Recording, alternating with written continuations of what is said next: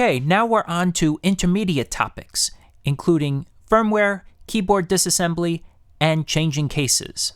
First up is how to open up the keyboard inner assembly and how to change your case style. First, make sure all the keys are removed from the keyboard before opening up the inner assembly. When you're using the screwdriver, make sure to apply enough pressure on each screw so that the screws are not stripped. Once the inner assembly is opened, you can make some layout changes by opening up the inner assembly and moving flippers around so they correspond with the layout that you want. For example, you can change from ISO to ANSI or vice versa, split or unsplit the backspace, or you could split or unsplit the backspace, left shift, right shift, enter, and spacebar.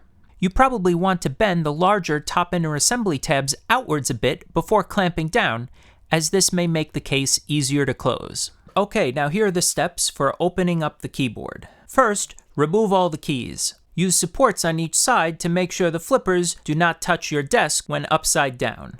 Then, bend the tab closest to the controller outwards slightly so that it clears the bottom plate. Next, use tongue and groove pliers to slide the plates apart. You can also use a hammer to tap the top inner assembly plate. Then, use a lint-free cloth to wipe the capacitive PCB surface if needed. With the keyboard plugged in and the software open, you can also test problematic keys by placing a flipper precisely on top of the PCB pad, or replacing the flipper and spring entirely. Try replacing or switching a problematic flipper and spring. Now, on to closing the assembly. First, before you close up the inner assembly, make sure all those flippers are in their proper positions and that none are stuck. For the larger tabs, you should all bend back each of them a little bit so that the bottom inner assembly plate can go back in more easily. Push the bottom plate in the lower tabs of the top plate, opposite the spacebar.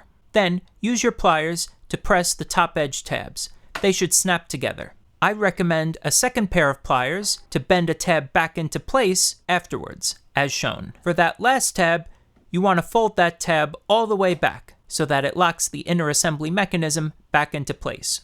Okay, then you want to inspect the tabs to make sure the assembly is correctly aligned.